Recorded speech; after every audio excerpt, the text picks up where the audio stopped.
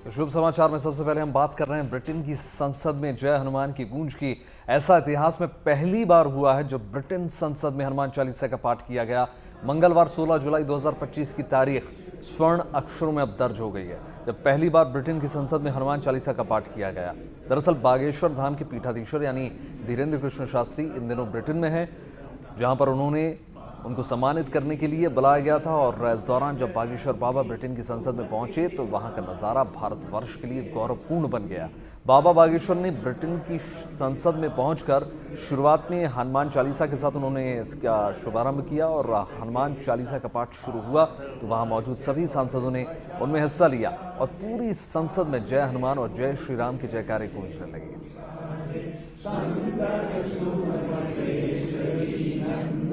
तेज प्रताप महाजगवंदन विद्यावान गुणी अति चातुर राम काज करिबे को आतुर प्रभु चरित सुनिबे को रसिया राम लखन सीता मन बसिया सूक्ष्म रूप धरि सियहि दिखावा विकट रूप धरि अंगद गावा भीम रूप धरि असुर संहारे रामचंद्र के काज सवारे लाए सजीवन लखन जियाए श्री रघुवीर हर्षि उर रघुपति कीन्ही बहुत बड़ाई तुम हमरे भरत संभाए सहस बदन तुम रोज सुनाए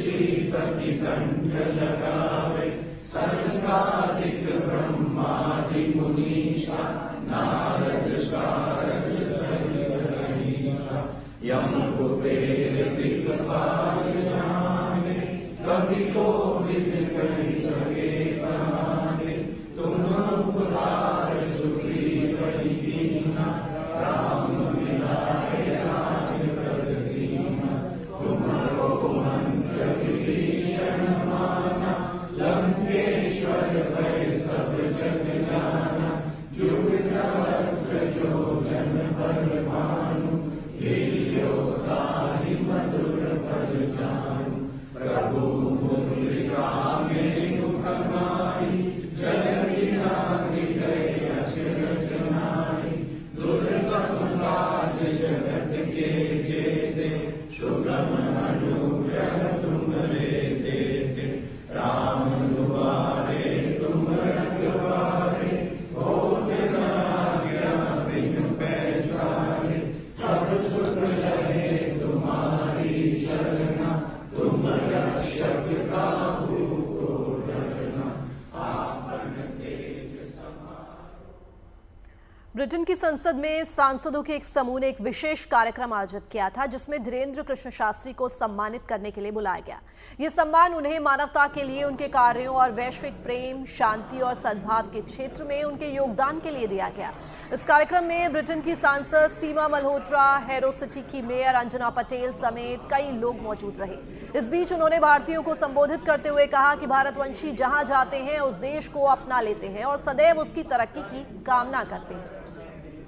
क्रांति के साथ साथ शांति की बात होती है। हम उस सनातन धर्म से हैं जहां क्रोध के साथ साथ पर जी रहा है तो कोई पंजाबियों के नाम पर जी रहा है तो कोई बिहारियों के नाम पर जी रहा है। हम ये इस देश में रहकर आप गुजराती हो, पंजाबी हो, नॉर्थ इंडियन हो, साउथ इंडियन हो, भारत की आपका आप लोगों को देख करके जो हमने समझा, इतनी अंग्रेजी नहीं आती है पर I can not speak in English but हम वो भारतीय परंपरा के लोग हैं। हमारे डीएनए में, भारतीयों के डीएनए में ये बात निश्चित है। वो जहां भी जाएंगे वहां गद्दारी नहीं करेंगे। उस देश को जहां भी जाएंगे सोने की चिड़िया बनाने का सपना रखेंगे। हम भारतीयों के वंशजों में ये परंपरा है, जिस देश में जाते हैं वहां जहां का खाते हैं वहां का गाते हैं। जिस देश में जाते हैं उस देश की उन्नति के लिए प्रार्थना करते हैं। हम वह भारतीय हैं जो हम सबको लेकर के चलते हैं। और देखिए, ब्रिटिश संसद में एक पाकिस्तान का नागरिक भी वहां पर मौजूद था जिसने धीरेन्द्र कृष्ण शास्त्री से हिंदुत्व को लेकर सवाल किया। तो जो उत्तर मिला वो सोशल मीडिया पर जमकर वायरल हो रहा है। धीरेन्द्र कृष्ण शास्त्री ने कहा कि पाकिस्तान भी तो भारत ही है। सच ये है कि पाकिस्तान भी हमारा ही है। सच ये है आरिफ साहब कि पाकिस्तान भी हमारा है। 1947 के पहले आप हमारे थे। एक दीवार लग गई है 47 के बाद की बंटवारे की, पर बंटवारे में देश दो हो गए हैं। दिल तो अभी भी काटेंगे पाकिस्तानियों का, भारतीय निकलेगा। लंदन में जय श्री राम गूंजा तो वहीं देश में हर तरफ बोल बम की गूंज है।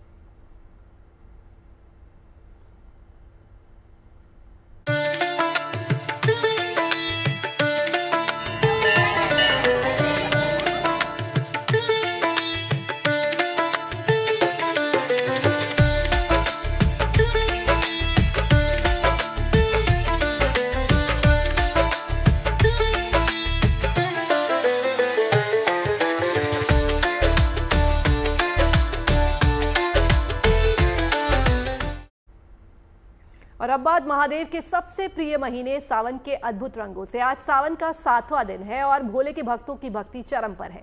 हर मंदिर और शिवालय में भक्त महादेव को जल अर्पण के लिए पहुंच रहे हैं। देश भर में सावन उत्सव के तौर पर मनाया जा रहा है। पहाड़ों में भी सावन के रंग बिखरे हुए हैं। हिमाचल उत्तराखंड में सावन 7 दिनों के बाद आता है। ऐसे में हिमाचल से लेकर उत्तराखंड के शिवालयों में भी भारी भीड़ देखने को मिल रही है। उत्तराखंड के आदि केदारेश्वर मंदिर में सावनी उत्सव का आगाज हो गया है। भारी संख्या में भक्त महादेव के महोत्सव में शामिल होने के लिए पहुंच रहे हैं। वहीं देवघर से लेकर हरिद्वार तक कांवड़ियों के बेहद खूबसूरत रंग देखने को मिल रहे हैं। शिव भक्तों की कांवड़ से महादेव, राम मंदिर, आदि योगी की शिव प्रतिमा बेहद भव्य और दिव्य नजर आ रही है। शिव भक्ति की ऐसी ही तस्वीरें देवघर में भी देखने को मिल रही हैं, जहां शिव शक्ति गठबंधन की एक प्राचीन परंपरा को निभाने के लिए भी दूर दूर से भक्त पहुंच रहे हैं।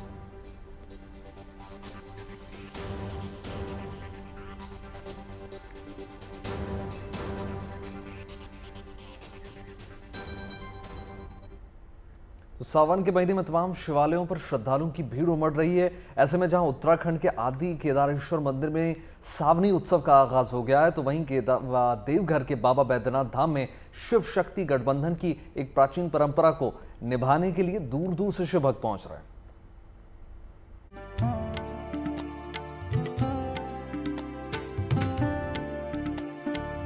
सावन का महीना वो दिव्यकाल है जब पूरा वातावरण ही शिवमय हो जाता है। बारिश की हर बूंद मानो गंगा जल बनकर शिवलिंग पर अर्पित होती है और चारों दिशाओं में ओम नमः शिवाय गूंजता है। शिव आराधना का ये उत्सव हर आस्थावान के लिए खास रहा है। सभी ज्योतिर्लिंगों, तमाम छोटे बड़े शिव मंदिरों में सावन उत्सव के रंग बिखरे नजर आ रहे हैं। ऐसे में बात उत्तराखंड की हो तो यहाँ पग पग पर देवी देवताओं का वास माना गया है। हर मंदिर शिवालय की अपनी अलग मान्यताएं, धार्मिक महत्व और पूजा पाठ का तौर तरीका रहा है। ऐसे में बद्रीनाथ धाम के नजदीक बद्रिकाश्रम में बसे आदि केदारेश्वर मंदिर में भी अब श्रद्धालुओं की भीड़ उमड़ने लगी है। स्थानीय लोगों के साथ ही 4 धाम श्रद्धालु भी आदि केदारेश्वर के दरबार पहुंचकर जलाभिषेक कर रहे हैं। बता दें कि बद्रिकाश्रम में आदि केदारेश्वर भगवान बद्री विशाल के पिता के रूप में विराजमान हैं। और इस आदि केदार भगवान का मातम्य है कि भगवान जो है बद्री विशाल के पिता के रूप में भगवान आदि केदारेश्वर यहाँ पर विद्यमान है। और जो भी भक्त यहाँ पर आएगा सबसे पहले गर्म पानी में स्नान करके भगवान आदि केदार का दर्शन करेगा, जल चढ़ाएगा और तब जाकर के भगवान बद्री विशाल के दर्शन करेगा तो उनका जो है यात्रा सफल मानी जाती है और पुण्य फल की प्राप्ति होती है। मान्यता ये भी है कि आदि केदार में भोलेनाथ के अंश रूप दर्शन होते हैं और सावन में जो भी आदि केदार के दरबार पहुंचता है उसकी मनोकामना पूर्ण जरूर होती है। कहा तो ये भी जाता है कि जो भक्त केदारनाथ धाम नहीं जा पाते वो आदि केदार के दर्शन कर केदारनाथ के समान पुण्य हासिल कर सकते हैं। कुछ ऐसी ही धार्मिक मान्यता और आस्था का केंद्र रहा है देवघर में बना बैद्यनाथ धाम, जहां सावन महीने में श्रद्धालुओं का रोज नया रेला पहुंच रहा है। बाबा से अपनी बेहतरी का आशीर्वाद मांग रहा है। सावन माह में द्वादश ज्योतिर्लिंग में शामिल बाबा बैद्यनाथ धाम शिव शक्ति गठबंधन की पुरानी परंपरा के लिए भी खूब मशहूर रहा है। और यहाँ पे ग्रंथि बंधन, जिसको गठबंधन भी कहते हैं, वो यहाँ की परंपरा है, पूजा पाठ की एक पद्धति है। वो करने से दाम्पत्य जीवन का प्राप्ति होता है। जिस लड़की की शादी नहीं हो रही है वो अगर करेंगी अपनी मनोकामना के लिए तो भगवान शंकर उनको मनोनुकूल वर की प्राप्ति कराते हैं। जिस लड़के की शादी नहीं हो रही है अगर वो भी करेंगे अपनी कामना के लिए तो उनको भी मनोनुकूल वधू की प्राप्ति होती है। ये गठबंधन की परंपरा आदि काल से चलते आ रहा है। ये काम करने से ऐसे तो ये मनोकामना लिंग है, कोई भी मनोकामना पूरी होती है। खासकर दाम्पत्य जीवन प्राप्ति के लिए यहाँ पे गठबंधन की पूजा होती है। शिव पार्वती के इस गठबंधन की मान्यता सदियों पुरानी है। बाबा बैद्यनाथ धाम में शिव पार्वती दोनों विराजित हैं। ऐसे में यहाँ शिव शक्ति गठबंधन या ग्रंथि बंधन परंपरा प्रचलित है, जिसे शिव पार्वती मंदिर शिखर पर निभाए जाने का रिवाज रहा है। इस गठबंधन परंपरा के अनुसार गुंबद पर लाल धागे को पंचशूल में गांठ बांधते हैं। इस परंपरा को किसी और ज्योतिर्लिंग में निभाया नहीं जाता, केवल बाबा बैद्यनाथ में इस परंपरा का निर्वहन होता है। श्रद्धालु यहाँ आकर शिव शक्ति से आशीर्वाद लेते हैं। खासकर नव दंपत्ति यहाँ आकर गठबंधन परंपरा निभाते हैं। वैसे तो बैद्यनाथ मंदिर परिसर में ऐसे 22 मंदिर हैं, जहां एक ही परिसर में शिव, शक्ति, विष्णु और ब्रह्मा की पूजा होती है। लेकिन शिव मंदिर के शिखर से लेकर मां पार्वती मंदिर के शिखर तक गठबंधन की इस अनोखी पूजा परंपरा को केवल नव दंपति ही नहीं बल्कि हर भक्त निभाना चाहता है। शिव शक्ति गठबंधन पूजा को लेकर भक्तों की मान्यता है कि इससे परिवार में सुख, शांति और जीवन में सकारात्मक बदलाव आते हैं। बाबा को गठबंधन चढ़ाए हैं। हाँ, बाबा को, क्योंकि मेरे साल का शादी के साल का ये 25वां साल है, इसीलिए इनको भी थोड़ा भगवान को भी जोड़ दिए। फिलहाल उत्तराखंड का आदि केदार हो या बाबा बैद्यनाथ धाम, हर शिवालय में मनाए जाने वाला सावन का ये पवित्र उत्सव केवल एक धार्मिक पर्व नहीं बल्कि आत्मशुद्धि, आत्मसमर्पण और शिव भक्ति का एक गहरा एहसास है, जिसे हर शिव भक्त अपनी अपनी आस्था और विश्वास के साथ दर्शा रहा है। देवघर से शैलेंद्र मिश्रा और चमोली से कमल नयन सिलोड़ी के साथ bureau report, good news today. और चलिए आपको लेकर चलते हैं रामनगरी अयोध्या, जहां मंदिर निर्माण के बाद से पूरे शहर का बड़े पैमाने पर कायाकल्प हुआ है। इसी कड़ी में अब अयोध्या नगरी डिजिटल होने जा रही है। दरअसल तीर्थयात्रियों की सहूलियत के लिए स्मार्ट डिजिटल मशीनें लगाई जा रही हैं, जिन पर मौजूद QR कोड को स्कैन कर तीर्थयात्रियों को अयोध्या से जुड़ी जानकारी जरूर मिल सकेगी। इतना ही नहीं, रामलला के साईं मंदिर के इतिहास को अब चित्रों, ऐतिहासिक अभिलेखों और डिजिटल माध्यम के जरिए स्थायी स्मृति के रूप में संरक्षित किया जाएगा।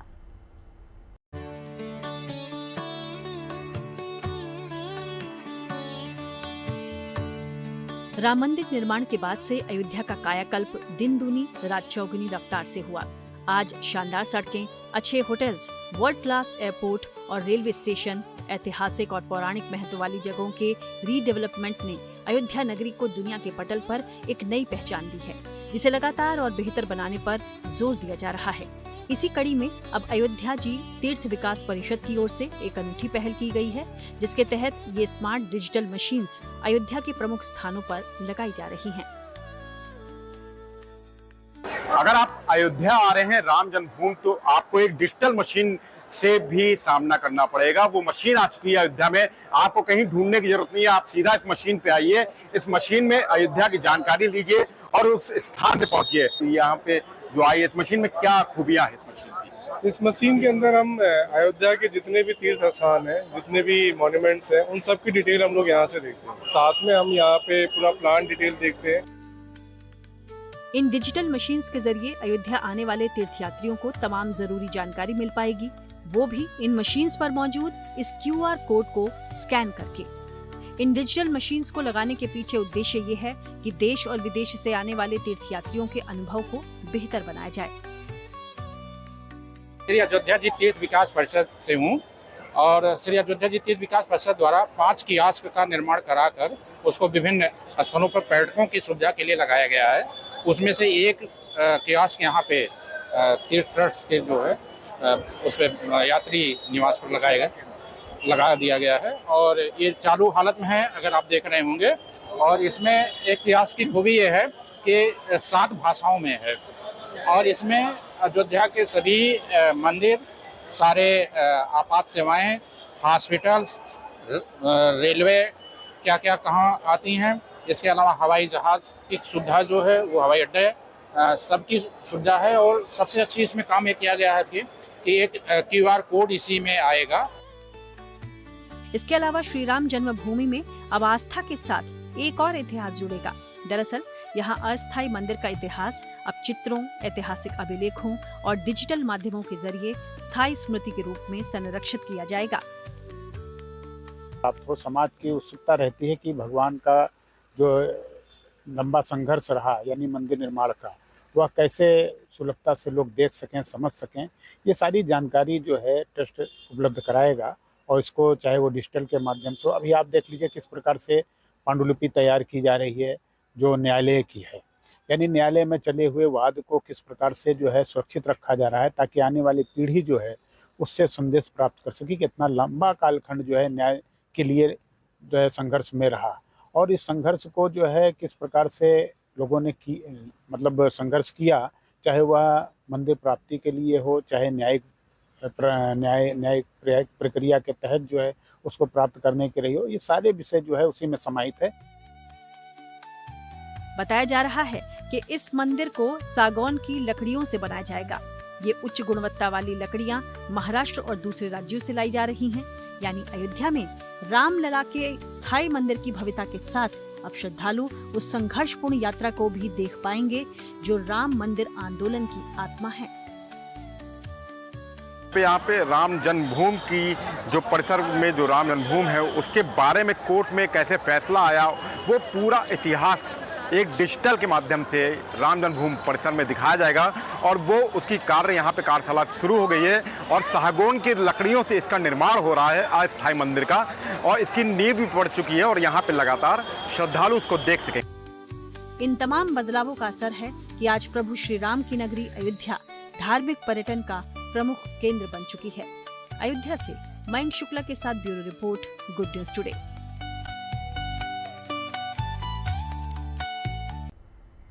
और अब बात सलमान खान के बाइक प्रेम की। भाईजान को रेसिंग का क्रेज है। सलमान खान को बाइक राइड कितनी पसंद है ये तब पता चला जब उन्होंने मुंबई में Indian supercross racing league season 2 unveil किया और अपने बाइक प्रेम से जुड़े अनुभव साझा किए। आप भी सलमान से सुनिए उनकी बाइक राइड की कहानी।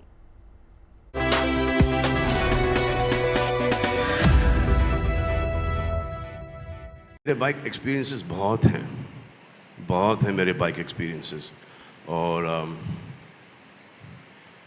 एक आध दो बार गिरा भी हूँ। अरे मैं आपको एक किस्सा सुनाता हूँ। So I thought my father was upset with me one day and he went to the farm. This is बहुत टाइम पहले की बात है, और मेरे पास उस वक्त एक हायाबुसा हुआ करती थी।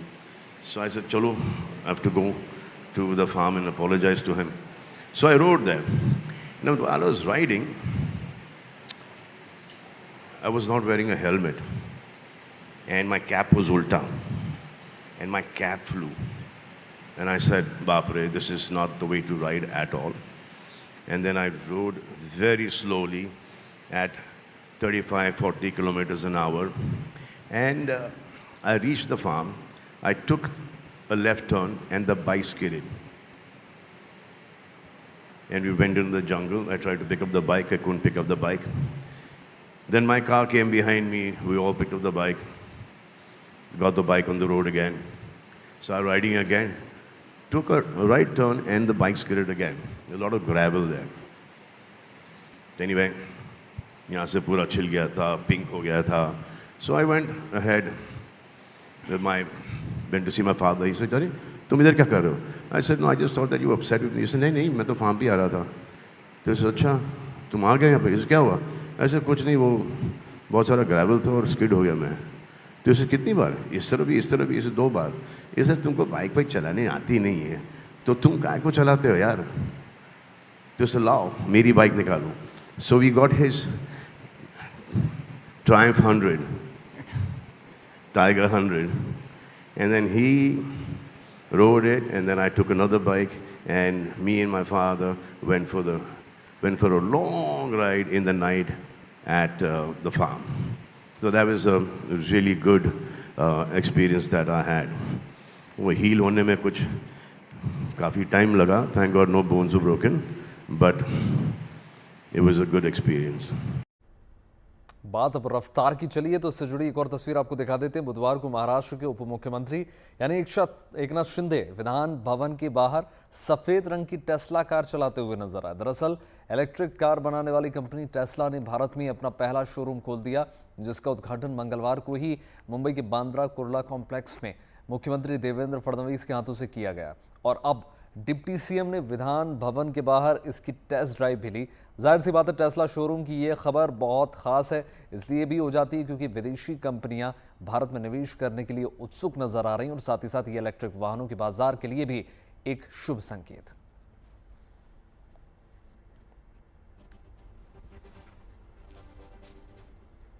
और अब बात भारतीय रेलवे की, जो इन दिनों स्टेशन महोत्सव मना रहा है, जिसके तहत मध्य रेलवे के 15 से ज्यादा स्टेशन शामिल हैं, जिनमें मुंबई मंडल के तहत आने वाले 6 रेलवे स्टेशन पर स्टेशन उत्सव आयोजन का कार्यक्रम हुआ।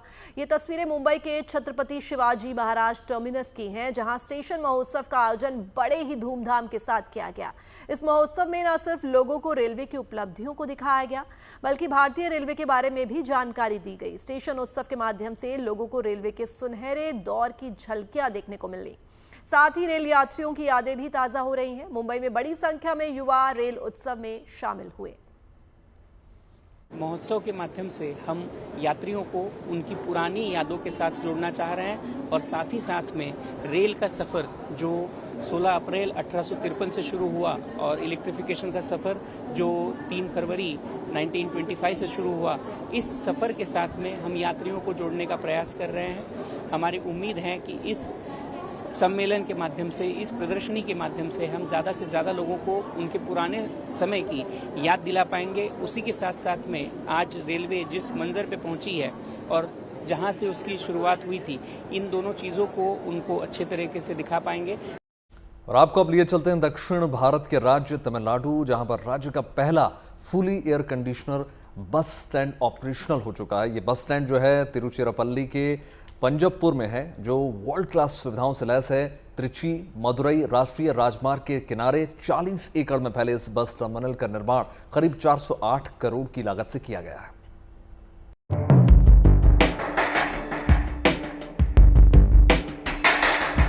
दूधिया रोशनी से जगमगा रही ये इमारत कोई इंटरनेशनल एयरपोर्ट नहीं है, बल्कि ये एक बस टर्मिनल है जो दक्षिण भारत के राज्य तमिलनाडु के तिरुचिरापल्ली में मौजूद है। इसकी सबसे बड़ी खासियत ये है कि ये राज्य का पहला fully air conditioner bus terminal है, जिसके द्वार आम जनता के लिए खोल दिए गए हैं। इस बस टर्मिनल के शुरू होने के बाद राज्य के नगर प्रशासन मंत्री के.एन. नेहरू ने हरी झंडी दिखाकर वहां से बसों को रवाना किया। इस मौके पर मंत्री के.एन. नेहरू ने कहा कि ये बस टर्मिनल शहरी यातायात की भीड़भाड़ को काफी हद तक कम करेगा और राज्य परिवहन सेवाओं के बीच बेहतर समन्वय को बढ़ावा देगा। त्रिची मदुरई राष्ट्रीय राजमार्ग के किनारे 40 एकड़ में फैले इस बस टर्मिनस का निर्माण करीब 408 करोड़ की लागत से किया गया है और इसकी क्षमता रोजाना 3200 से ज्यादा बसों को संभालने की है।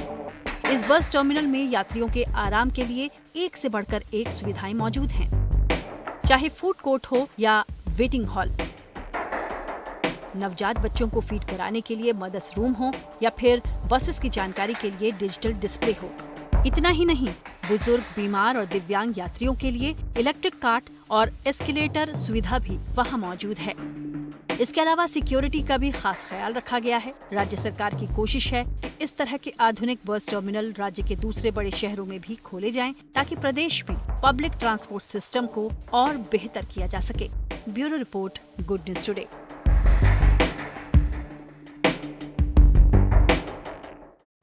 और अब बात बिहार के राजा यादव की, जो अपनी फिटनेस के कारण सोशल मीडिया पर छाए रहते हैं। राजा यादव की इसी फिटनेस से अमेरिका के फिटनेस कोच मोविन अची इससे प्रभावित हुए कि वो राजा से मिलने के लिए बिहार पहुंच गए, जहां राजा यादव और उनके गांव वालों ने फिटनेस कोच मोविन अची का जोरदार तरीके से स्वागत किया।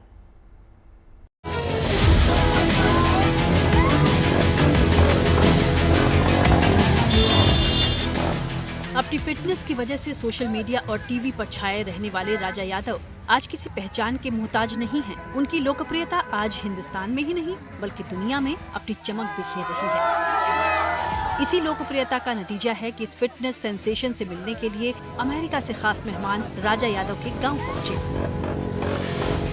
इस खास मेहमान का नाम फिटनेस कोच मर्विन अर्ची है, जो अपनी खास ट्रेनिंग स्टाइल के लिए जाने गए हैं। राजा यादव के गांव पहुंचने पर मर्विन अर्ची का जोरदार स्वागत हुआ। ये तस्वीरें बता रही हैं कि मर्विन अर्ची का राजा के गांव में आगमन किसी उत्सव से कम नहीं था। फिटनेस कोच मर्विन को देखने के लिए पूरा गांव इकट्ठा हो गया। इस प्यार और सम्मान से मर्विन इतने प्रभावित हुए कि उन्होंने फिर से बिहार आने की इच्छा जताई। I've never visited India before. This is my first time. Okay. And definitely Bihar is setting the standard. So now when I go to new place, I'm going to try to look out and see what's special about every place that I visit because here is amazing. वहीं राजा यादव बोले कि उनके लिए ये किसी सपने जैसा है। अमेरिका के मशहूर फिटनेस कोच सिर्फ उनसे मिलने यहाँ आए हैं। मेरे लिए तो बहुत खुशी की बात है भैया कि मतलब अमेरिका से चल के कोई बिहार की धरती पे आ रहा है, तो भैया मुझे और यहाँ के सारे नागरिकों को और सारे जो यूथ है उनको काफ़ी खुशी हुई है। इस पल को अनुभव करते हुए मुझे भी बहुत काफ़ी अच्छा लगा है। 25 साल के राजा यादव ने अपनी मेहनत और देसी जुगाड़ से फिटनेस की दुनिया में एक अलग पहचान बनाई है और आज वो लाखों युवाओं को फिटनेस के लिए प्रेरित भी कर रहे हैं। बगहा से अभिषेक पांडे के साथ bureau report, good news today. चलिए आपको ले चलते हैं चीन के बीजिंग, जहां पर वर्ल्ड ह्यूमनॉइड रोबोट गेम्स की तैयारी के दौरान ह्यूमनॉइड रोबोट्स इकट्ठा हुए। ये रोबोट्स मुक्केबाजी भी करते हैं, रेसर भी हैं और साथ ही साथ बच्चों के साथ घुलना मिलना और मस्ती करना भी जानते हैं।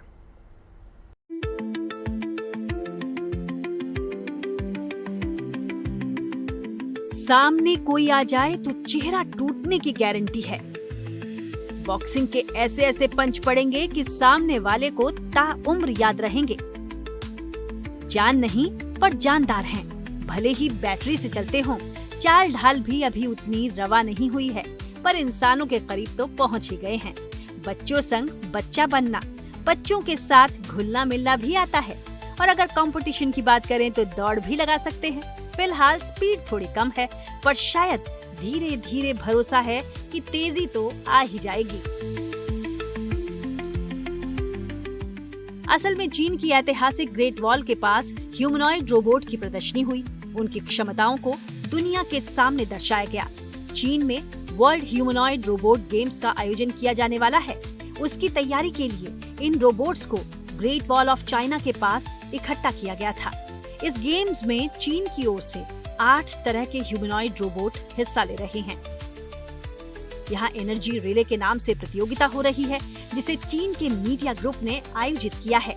प्रैक्टिस रेस की शुरुआत एकदम प्रोफेशनल अंदाज से होती है। प्रतियोगी रोबोट्स हाथ हिलाकर उन्हें देखने आए दर्शकों का अभिवादन करते हैं।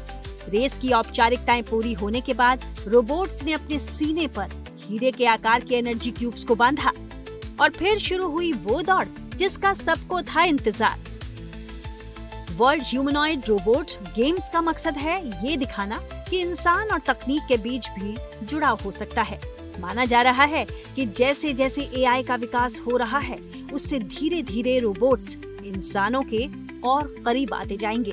Bureau report, good news today.